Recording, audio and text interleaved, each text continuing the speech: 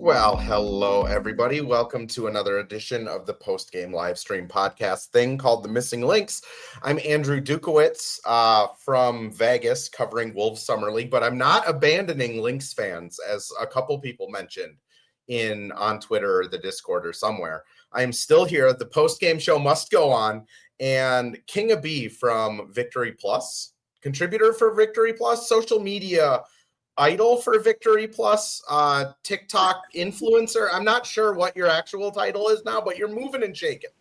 Hey, nor do I, but yes, I'm doing, I contribute to the Victory Plus platform so people can see my stuff there, and then obviously on TikTok.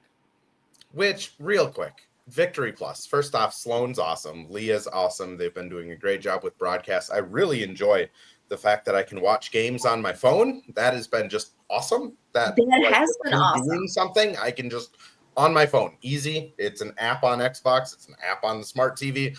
Like, man, I hope everyone goes this way because it's been awesome. I was so excited when they came out with this partnership because it just removes that obstacle from people being able to watch a game, right? And you watch a game and then you come to a game and then you're a fan and then you're there. And it was tremendous from the Lynx to do this. And I know that Atlanta is also doing, so Atlanta is on Victory Plus as well. But hopefully hopefully the Wolves do it as well. I'm not sure how that's gonna go, but it's amazing. And it just like removes that barrier for people like at home to be able to watch home games. And that's app.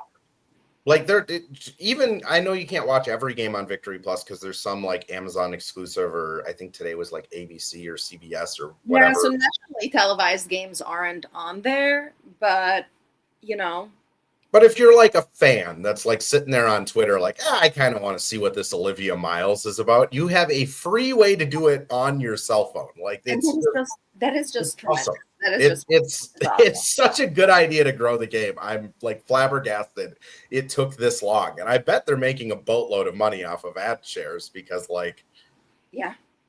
more people are watching. Anyways, that's enough about that. I do have a complaint today and like a praise. So I'm in Vegas, and a 10 a.m. basketball game is like the greatest thing I have ever experienced in my life. Like, I woke up, made some toast, had a couple eggs, and then watched the basketball game. Like, the sun's rising. This was wonderful for an old person.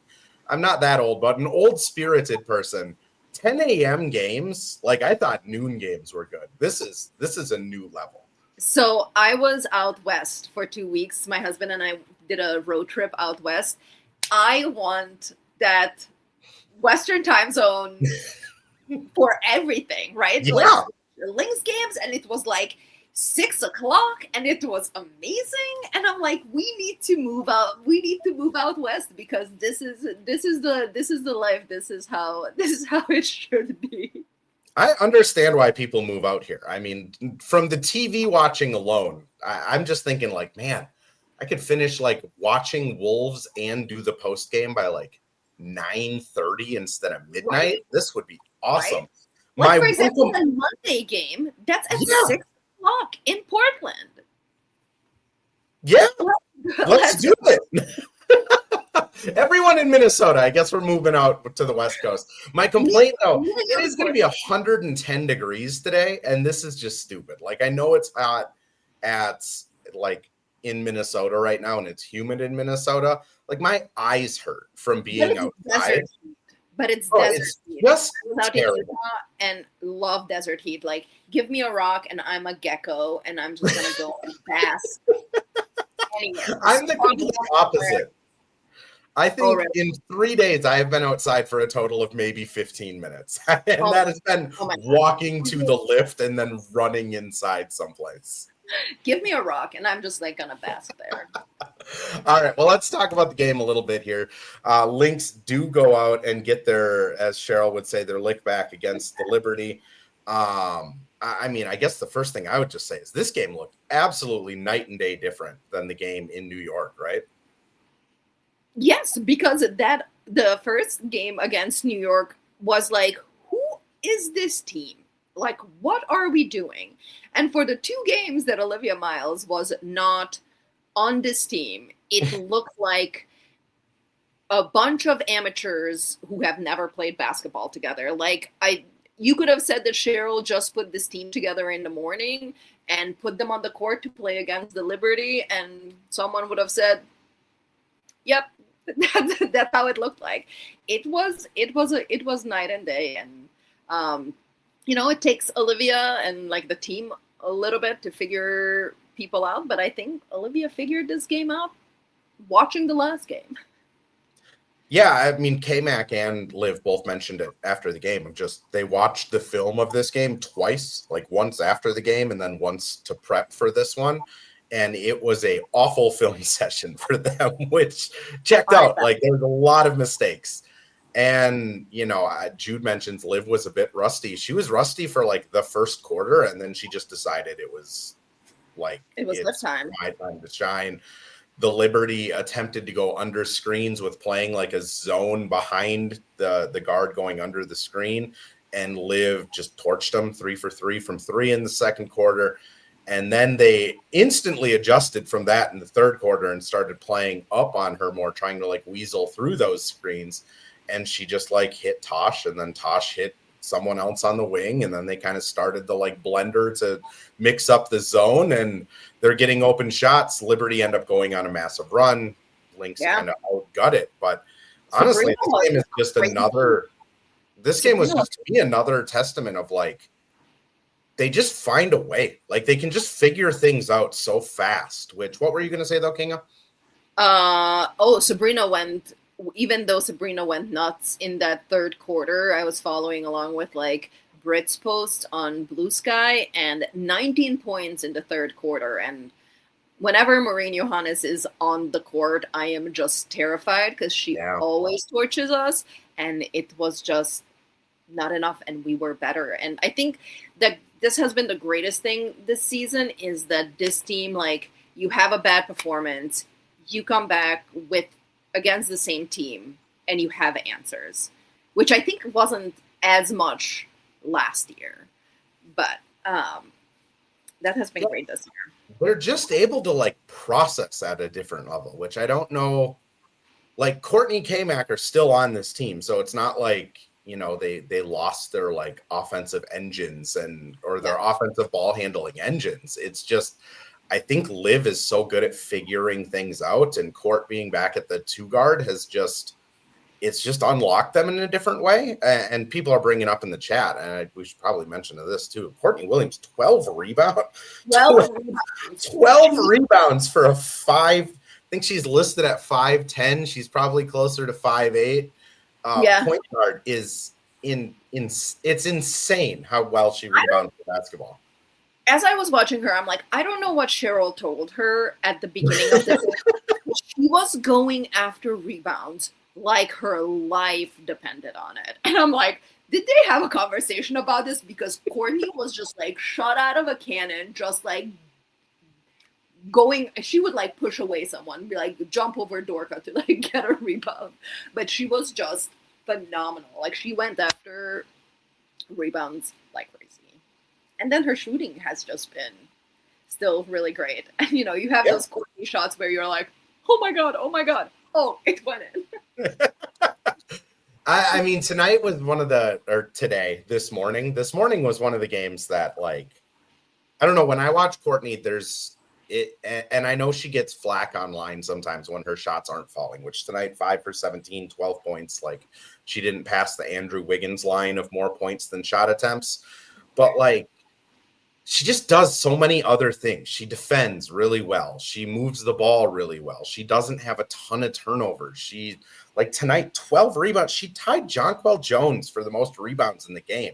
And Jones is like a foot taller than her. Like, she's just a winning basketball player, which I think that's why I got in so many Twitter arguments over the offseason when they were choosing to re-sign Courtney over, the likes of Lan or Jess is just – Courtney just wins. Like, there's a reason she's been in the finals as many times as she has. There's a reason she's been around the league this long. And, like, she's again, an all-star this game. I guess just like, where are you sitting with Courtney? Because I do feel like, since coming to the Lynx for sure, she's kind of rewritten her identity of just a winner. I loved Courtney from the first Lynx game that I've watched, and I think I've said this on here a couple of times, but like her, how they call her Dory, right? That she forgets things. I feel like that is a superpower.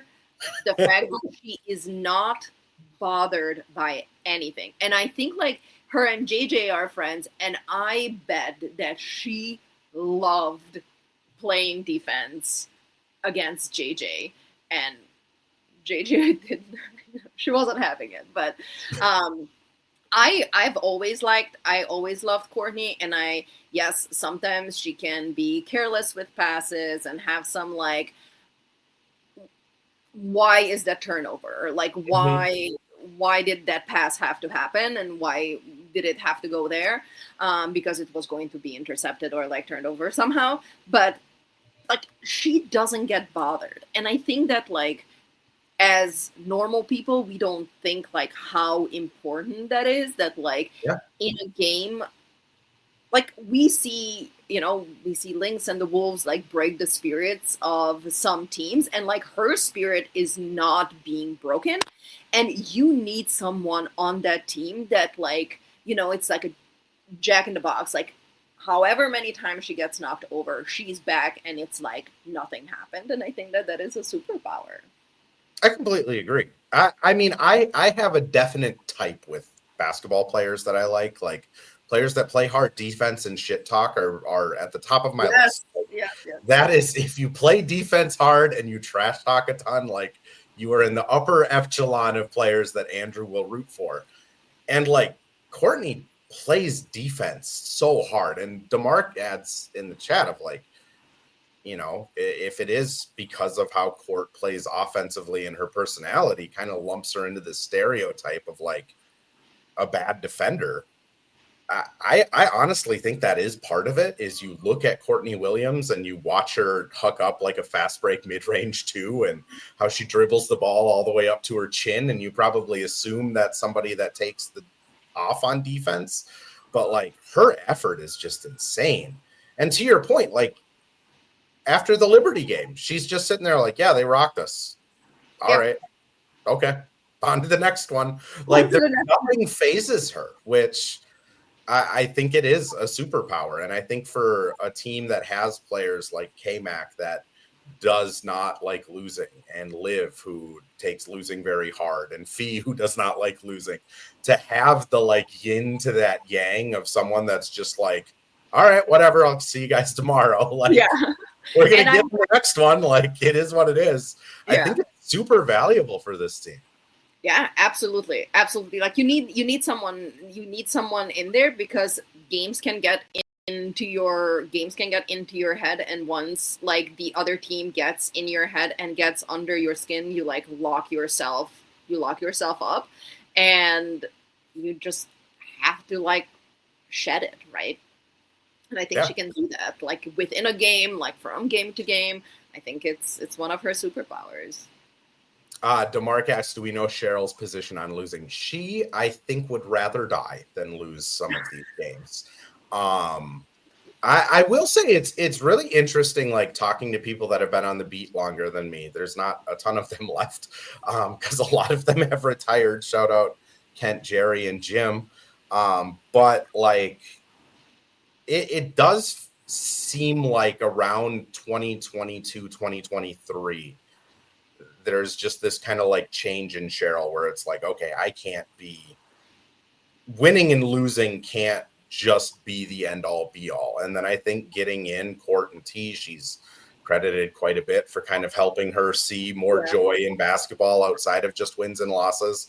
But like, don't get me wrong, like Cheryl, it still would appear that she does not like losing basketball games.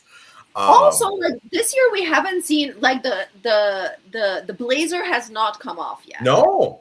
And I'm waiting That's why like I got my seats like right across from the branch because I want to see when she rips the blazer off. Blazer has not come off this year. It hasn't, and not even like a close to like throwing a clipboard or anything. She's been very, very not well behaved. That's probably the wrong way. She hasn't had crash outs yet, which I do think at some point they'll come. But honestly, although I think she got very mad at the bench. What was it, like mid-second quarter when like she just pulled the entire bench out? You're like, and nobody went back. Nobody went back. It was the bench, and I think she was like very upset. I think it looked like she was upset with Hamzova, but like she pulled the entire bench off. It's like, none of you are going back, and no one did. She does that with the starters sometimes too, where she'll just be like, everyone's out. Get over here. We're going to talk about this and then figure it out. DeMar Cat, she sits a lot more too. Yes, she does. Yeah, she does sit a lot more and too. She doesn't do the, Yeah, she doesn't do the like arms crossed, leg over hip. She body language expert. She's having fun. I do, people did bring up bench a little bit. I do want to just talk about Tony real quick before we go into the break, because like this 3-game sample size of Connecticut, New York, I honestly, she might get, like, when Fee comes back, I'm starting to think Tony's going to get the Maya minutes, and we're just going to see a lineup of the starting 5, Dorka, Tony, and Nia off of the bench, and that's like it. I love Tony Dallaire. She is awesome. Yeah. Like if you're, I talked to her before the season, like on their media day, and like this is, thankfully there wasn't a ton of people at Tony Dallaire's media day thing, because I think I asked like 4 consecutive questions on just like, how does one decide in their career, like, I am just going to be a professional role player anywhere I go? Because like Tony in EuroLeague has won championships. She's very accomplished. She's always been just like the glue player. On the Belgian national team, she's not she doesn't score 15 points a game. She's not the point guard. She's just a professional like role player. And now, like in the WNBA, her role is the exact same as it is on the national teams and the Euro teams, where she's just like a rock solid professional glue role player. And it's just fascinating to me that she has made it all the way to the WNBA by just being hyper good at being a role player. Like it's kind of amazing. Yeah, I think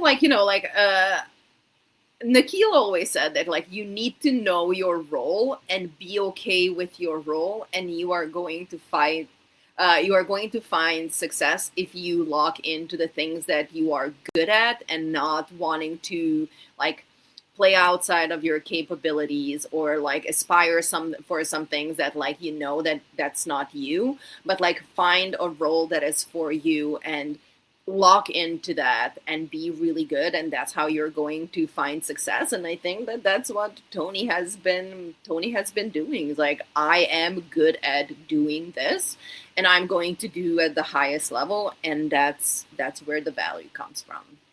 It's just, again, to like drive it home, like it would be like a player being the 6th player on a college team, then like being the 6th player on like a developmental team, and then being the 6th player in the WNBA or NBA, and like never being necessarily like the starter or the lead scorer or the best defender, but just like, I have made it to the peak of like, Tony is one of the best. How many teams are there in the league now? She's one of the best 170 basketball players in the world. And she has gotten to that point by just being an awesome role player at every step of the way. And that's just super cool to me. Like, I think you see all the time, like players go from college where they're the top scoring player and then really struggle in whatever league it is because they can't figure out how to mesh in.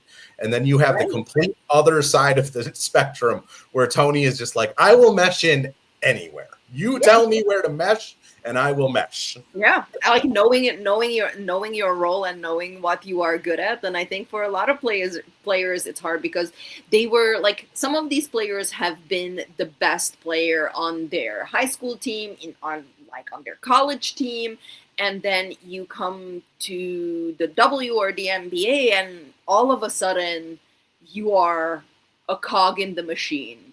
And for some, it's hard to accept that, right? Because you're like, well, I was the best player on my high school team. I was the best in my college class or whatever. And you want to do that on the professional level. And sometimes that is just impossible. And I think with her, you're seeing every game. I talked to a Benny about it after the last post game of just every game she's starting to figure out what that role is more and more, where she's like, okay, this is where I can shoot it. Okay, this is where I need to defend more. This is where I need to be aggressive. And I mean, it shows that she's like a 31-year-old that's been playing basketball professionally for 17 years. But also, like to your point, it's making that change and making it a career is just so hard. And a couple people brought up, like, shout out to Rachel Galligan, the international media member turned international scout for the Lynx. She's done awesome bringing in these Euro players. I'll also say, like, Eric Thibault's dad is the head coach of the Belgium national team. I think there's probably some intel of like, hey, this person's not flashy, but they are exactly what you need with.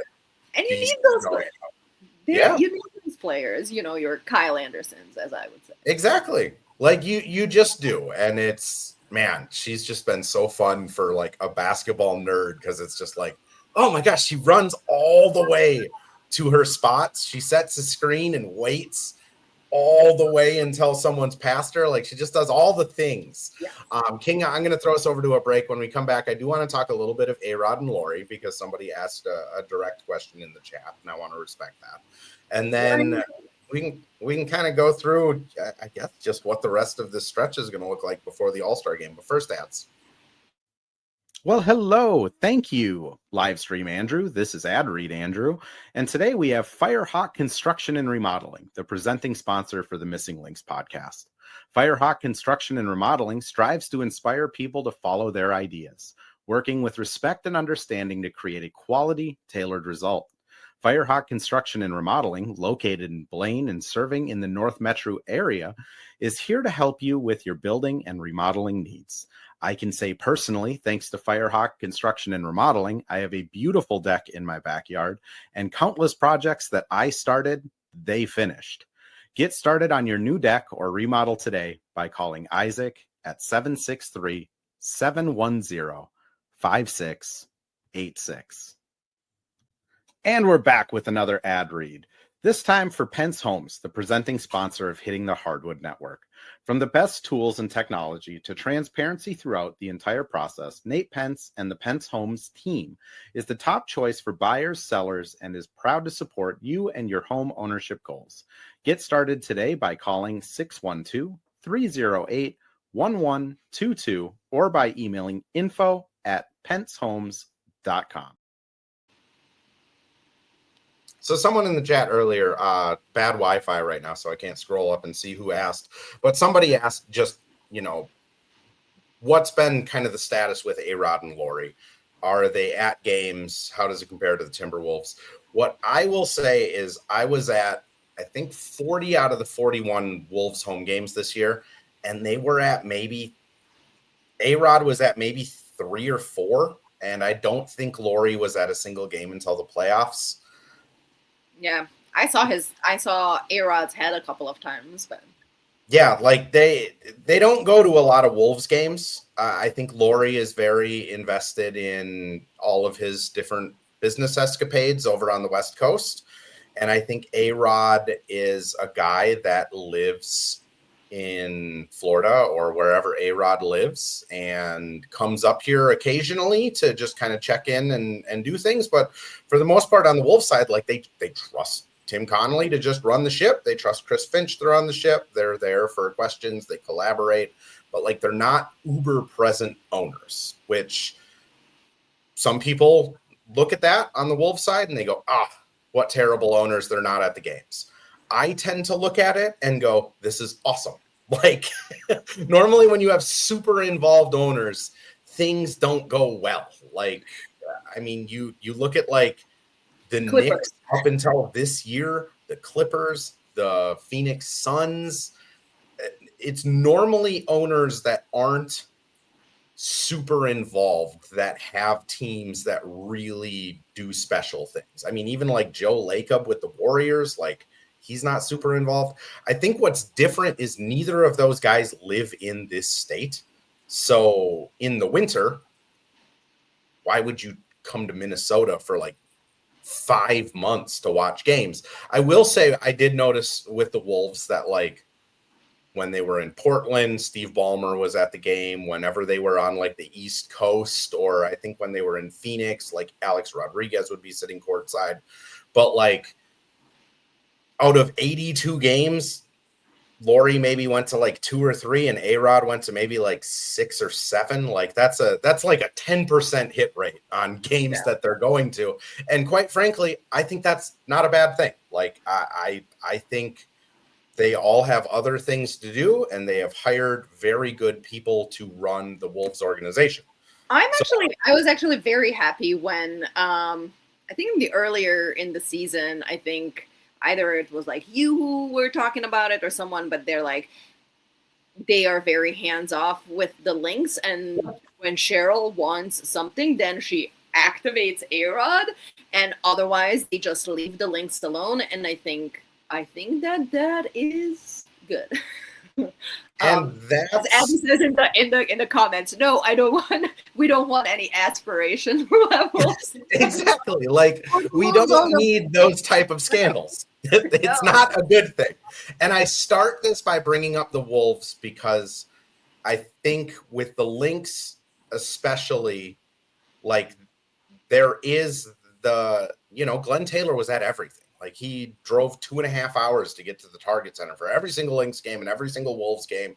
And he was like an omnipresent owner. And he was very like supportive of women's sports. And A-Rod and Laurie have had some gaffes, I would say, like copy pasting the same congrats letter.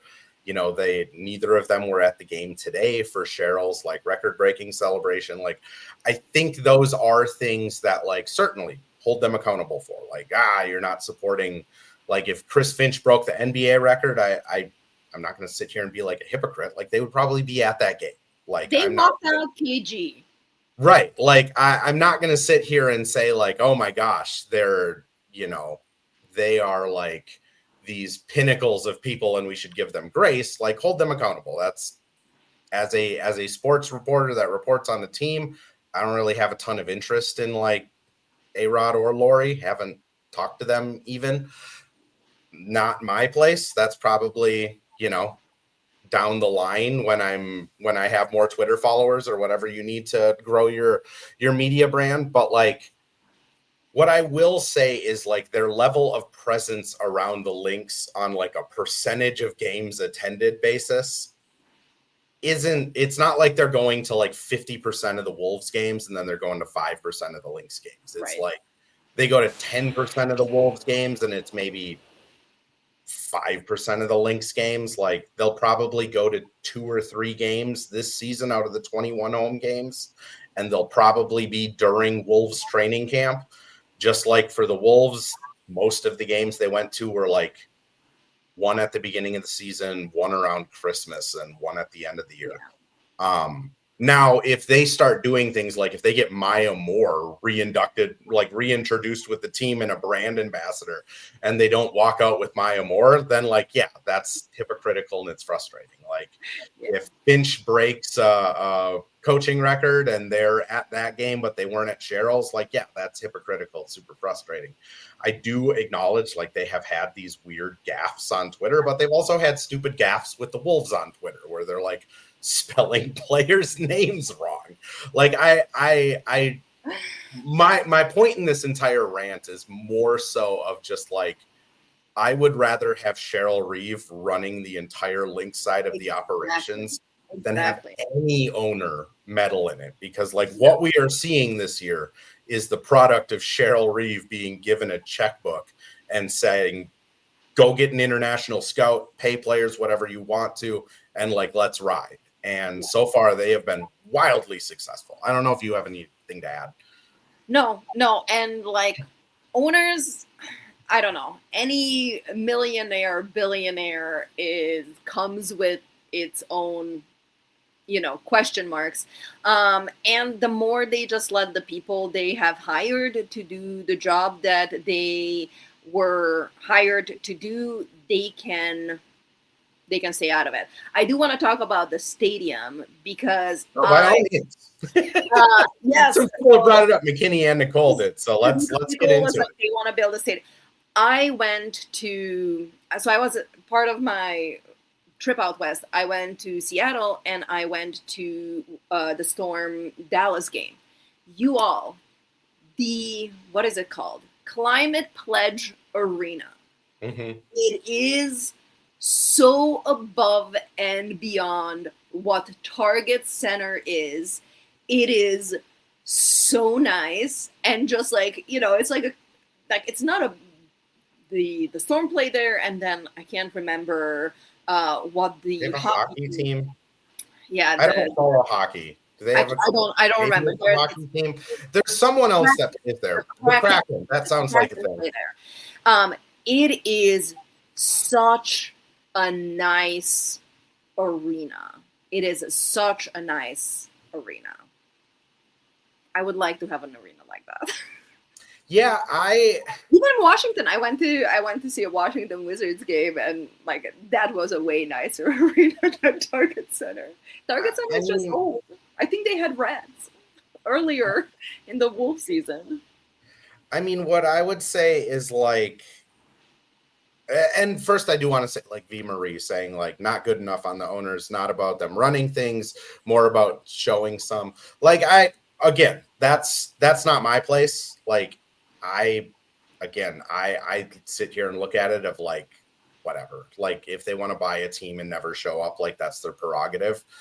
I can say from the Wolves' perspective, they didn't show up to a ton of games. The Lynx, they're not showing up to a ton of games, but like they are putting people in place where both are winning franchises. So like as a sports reporter, I want to cover winning teams. I'm not going to like complain about them showing up. I do think that is a fair complaint from fans though. Like not going to discredit any of that. If you're a fan of the Lynx and you're like, our owners don't support women's sports as much as other owners do, and we wish and want them to do that, like by all means, like that is perfectly fair and reasonable. I am just saying, like, as somebody that wants to cover winning basketball teams, I don't know. I just can't get worked up on how many games they're going to, or the weird Twitter gaffes that they seem to have when they're announcing things for the team. Anyways, so on to the Target Center thing. I will say, as Dustin brings up here, this was going to be my first point. The Target Center is like the most convenient like arena to get to that I've ever been, like that I've ever covered. You literally can get into any parking ramp and get to the Target Center from like freeways, which is awesome. And I like the nostalgia of the Target Center of like, you know, like it's been around pretty much since I think it was built like a couple of years after I was born. So like my entire basketball viewing in-person experience has been the Target Center. So like it's nostalgic to me. But to your point, it is consistently rated as like the second or third worst basketball stadium in the country, which there's a reason for it. It's very gray. There's not a ton of like amenities. Yeah, Dustin says 1990. So I was born right around it was built right around when I was born. Like concourses are narrow. Like they don't have enough concessions for how many fans they get in there now. Like it is, again, for the amount of space that it takes up, you could theoretically get another like 8,000 seats in there if it was designed better. Like, and from a revenue standpoint, and I know that, like, we were just talking about owners, but like from a revenue standpoint, it's not very well designed because the upper bowl is bigger than the lower bowl, and all other arenas, the lower bowls are larger. So, but yeah, it looks like outdated. Which is a complete product of the time. Like, that was in the 90s, that was the thing. Like, let's have stadium seatings where if you fall, you're going to fall 40 feet and land on somebody, and put as many people in the upper bowl so that the lower bowl feels more important. Like, it's just, that being said, if they could build it in the same place, so you still have the Skyway infrastructure, the parking infrastructure, you can pay homage to the old building. Like, they do need a new building. I know from a taxpayer standpoint and all of that stuff, like, that's way above my pay grade. And I'm sure A-Rod and Lori are going to ask for like help and assistance paying for it, despite how many billions of dollars they have.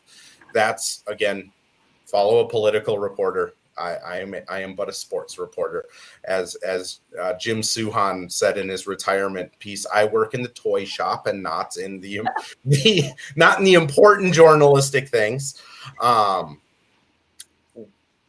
Like, I think the stadium does need to get done, though. Like, you can't have Nafisa Collier, Olivia Miles, Anthony Edwards, so much hype around these two teams, and then play in a pretty crap stadium, if I'm going to be honest. Like, it's not great.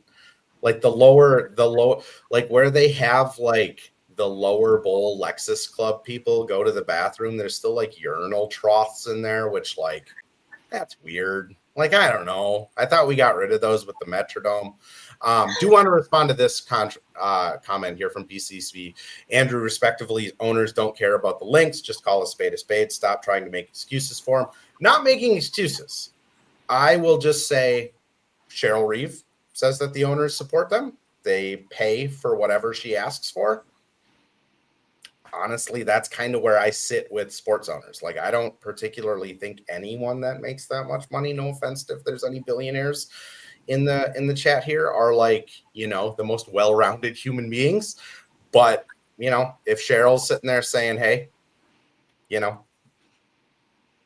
they're giving me the tools I need to win a championship, and as a media member, I want to cover a team that wins a championship, I'm not going to sit here and poke holes in it too much. Raising Hen adds a new stadium. Sure, a new stadium paid by taxpayers. That's where I'm talking about, way above my pay grade and what I do. If you have a wound that looks infected, I can help you. Or if you want to talk about like effective field goal percentage and if it's better than shooting, I can help you. Tax laws, no, that's way out of my realm. Kinga, any takes on tax laws? No. And at least they said that they wouldn't want the taxpayers to pay it, because I think it was an uphill battle to get US Bank Stadium for taxpayers to swallow that. But they have consistently said that if they were to build a stadium, it would be privately funded, not taxpayers. And I also don't want to pay for that. But if they want to pay for it, by all means. I do want to also say, Jude says, not a great place for concerts. Yes, it is not ideal for concerts. Although Shinedown was really good. I've seen them a couple times. Cedar was really good. If you're a 2000s punk grudge band person, they put on pretty good shows in there. And to say, it didn't make it to Romania. I didn't make it to Romania. No, those bands did not make it. They didn't make it to Romania. It didn't cross the entire continent. Didn't infiltrate, Euro trash. Fair. I do want to also, DeMarc adds, or Dustin adds, it's not like they play in Atlanta or Washington, which is true. Like, by WNBA standards, the Target Center is unfortunately pretty good. I just think, like, you got Olivia Miles and Nafisa Collier. Like, if you can get them playing someplace nicer 5 years from now where it's, there's more seats. The tickets are more affordable because there are more seats. They're able to open up more of the upper dome. They're able to put in more of the amenities of like, you don't have to wait for an entire quarter to get a hot dog or things like that. Like I'm kind of all for it. Again, people are bringing up the politics of it, of billionaires can afford stadiums. McKinney they're still trying to keep HCMC open. Completely agree. Not touching those ones, but no notes. Yeah. Kind of the last thing I would add on it is people are bringing up the Excel. That would be the tricky part of building a new stadium that I am really interested in how they would navigate, because when they did the Target Center renovations, I believe in 2019 or 2017, they had the Lynx play in the XL, and that also kind of sucked because like you just had this giant floor section with no raisings. So it was like, it was just weird. And with the Wolves and Lynx playing year round, I don't know how you would navigate like where they would play. Like, Well, I don't think the barn is big enough. Unless you don't build in the place of Target Center, you do it somewhere, whatever, and they can play in Target Center until the new arena is built. Which that, for me, wouldn't be the ideal because I like the convenience of where it is now. But, yeah, it's just, this is where it gets complicated when you live in a state where they have all of the sports, because it is going to be really... Like, could you do US Bank and try and figure out with the Vikings, but then the Lynx also overlap with the Vikings and the Wolves? Like, if you do the Excel, the Wolves season completely mirrors it, and then the Wolves Wild will have playoffs while the Lynx season is starting, and vice versa. Can't play outdoors. It's like negative 40 and 110. It's going to be challenging if they do end up building it in the same spot, right? Yeah. Well, good thing is that it's way above our pay grade, yes. And nobody's paying us to figure it out. Exactly. We get to just be like, hey, that's good. Yeah, or like, that is bad, and we don't have to figure it out. We can just have opinions about it, and I think that is something that we don't appreciate very often. We get to talk, and that is fun. Yes. Nicollet Mall might be interesting. I remember when the Vikings were doing their stadium, and everyone was like Arden Hills, Minneapolis, or like south of the city, and like Shakopee, and it's like, I just hope it's in the Twin Cities still, because I don't know. They make me go out to Shakopee. I will throw such a tantrum. It's not even going to be funny. And McKinney, I do want to mention this. The barn holds 14K. I found this out doing a charity event with Dawn. It's not air conditioned. They just have like fans that blow cold air. It's not like actual central air conditioned. So can you imagine 14,000 people watching today's game with no air conditioning? It would be so bad.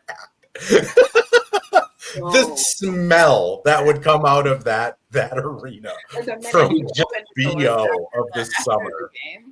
Oh, awful. He's so bad. Kinga, we've hit 45 minutes though. Anything you want to plug? Any other?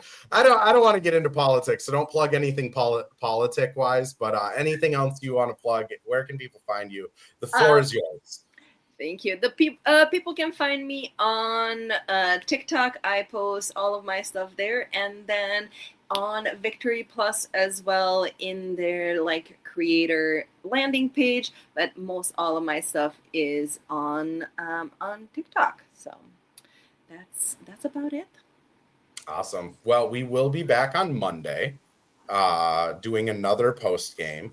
For people that are still in here, if you did come in late and you want to listen to the actual basketball portion of this, the first 25 minutes was pretty darn basketball heavy, I would say. Does get posted up on YouTube and Twitter as soon as I end the stream here. But as always, like, I want these streams and this podcast to be a place where like fans can ask stuff or talk stuff out. That's like that was the vision of what I wanted to bring, is like, if you're sitting there listening to like the Ringer WNBA show, you can't just like ask Sirit to talk about something.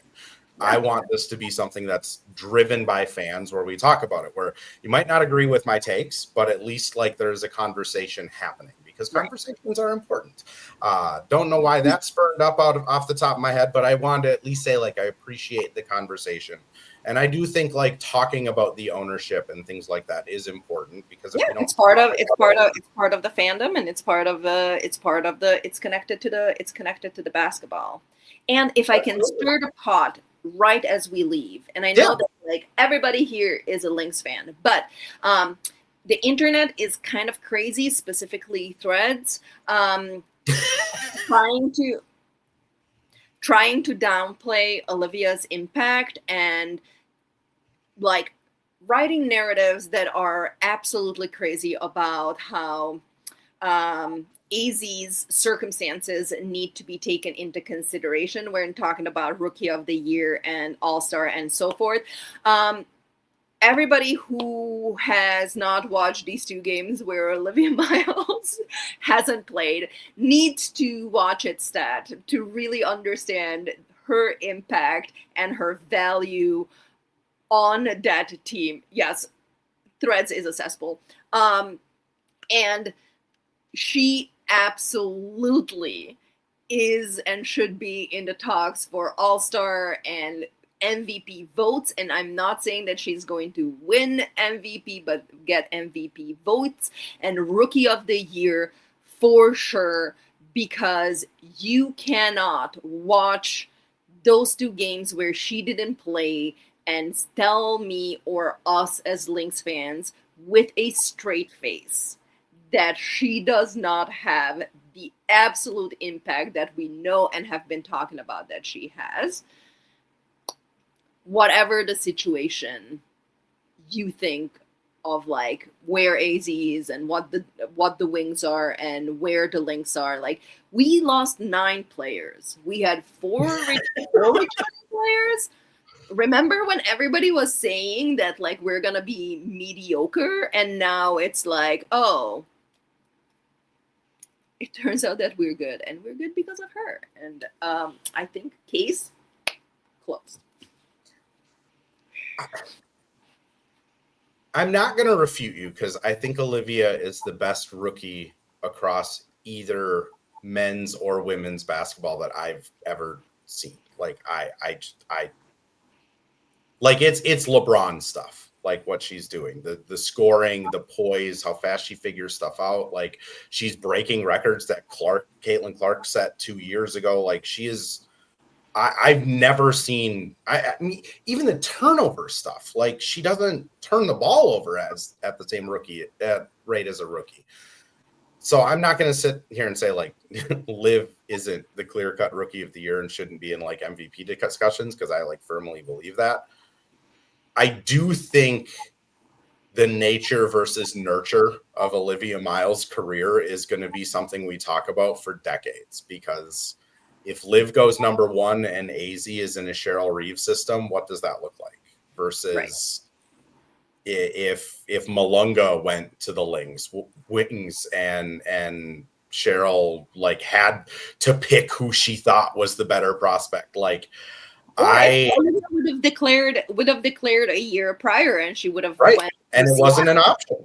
Like I think that's going to be a fascinating discussion, because my guess is that Liv and Cheryl are going to be like they're going to play their entire careers together, and they should, to be quite honest. Like they have found a match already, but there's always going to be that opportunity and fit. Yep, there's always going to be that discussion that I think is fascinating, though, of like what would it have looked like? You know, like, Yeah. because we don't get that with LeBron, right? We don't get the like, well, what if LeBron got drafted? What if LeBron went to Miami as a rookie instead of Dwayne Right. Wade? Or, wow, what if LeBron went to the Pistons instead of Milicic? Or what if he went to Denver instead of Melo? Like LeBron went one. He was picked first. His career is etched in stone because he was picked first and Right. like how he developed. With Liv, there is that what if of like, what if she went first? How different would her career be because of the coaching? And I look forward to talking about that for the next 20 something years, because that's Absolutely. that's why true crime is fun, right? Like the origins of a serial killer. Like this is the origins of like a Hall of Famer. And I think it's like, and how lucky we are that like we get to experience it. And there are people like you and Britt and all the other people who write and talk about the Lynx to be like out there. And I think that that's so exciting that you see someone who is a generational talent, and we can tell right now that she's a generational talent. That we are here, and we have the pleasure of watching her play professional basketball and develop in front of our eyes. And I think that that's just very special and very unique. And I'm very thankful to be part of this fandom and watching her. Yeah, Lynx fans are spoiled. You get Maya Moore, Nafisa Collier, and Olivia Miles back to back to back. Let's leave it there. Anyone who's interested in listening does come out as a pod tomorrow. Like I said, be on YouTube and X as soon as we end stream. Appreciate y'all. And we'll be back Monday after the next game. Thanks. Bye. Thanks, Kinga. Bye. See y'all on Monday.